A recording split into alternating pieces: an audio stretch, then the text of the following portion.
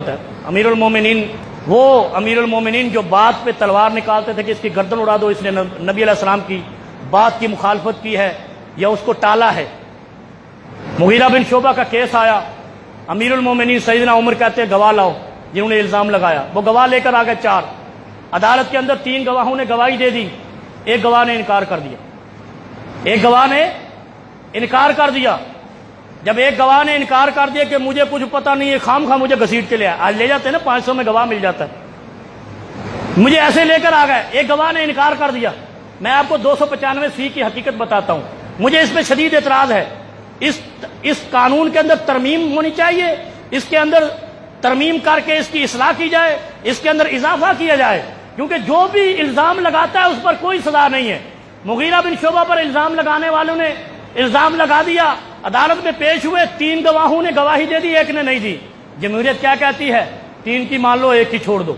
अक्सरियत का कानून है ना, ये हमारी जमहूरियत है ना, लामती निजाम है ये। जमहूरियत क्या कहती है? 3 की मान लो, 1 की छोड़ दो।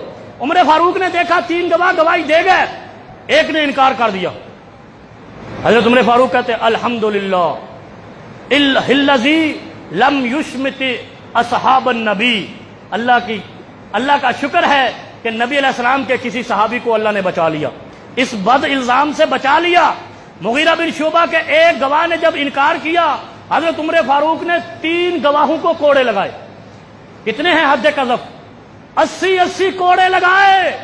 उन 3 गवाहों को जमहूरियत का ख्याल नहीं रखा, 3 गवाहों को कोड़े लगा दिए एक गवाह के इनकार की वजह से।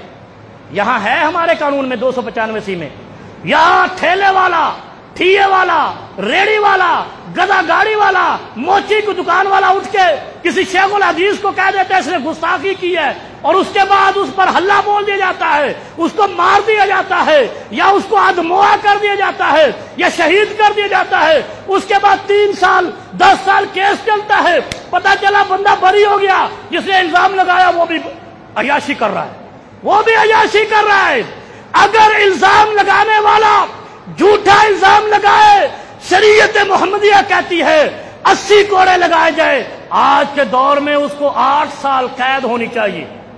इस 295C के अंदर गलत इल्जाम लगाने वाला, वो मौलवी हो, वो नाई हो, वो मोची हो, वो ठेले वाला हो, और ये फैसला करना पड़ेगा कि इल्जाम लगाना किसका काबिले एतमाद है, किसका नहीं है। हम हर किसी को इख्तियार दिए बैठे हैं।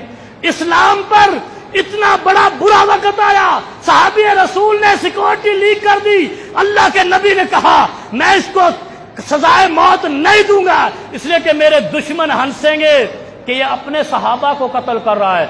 अगर कत्ल करना ही हल होता, सबसे पहले अब्दुल्ला इब्ने उबई मुनाफिक आजम को कत्ल करते, सारी जिंदगी नहीं किया, क्योंकि वो नबी का नाम लेता था। नबी ने कहा इसको मैं कत्ल नहीं करूंगा, मेरा दुश्मन कहेगा अपने सहाबा को कत्ल कर रहा।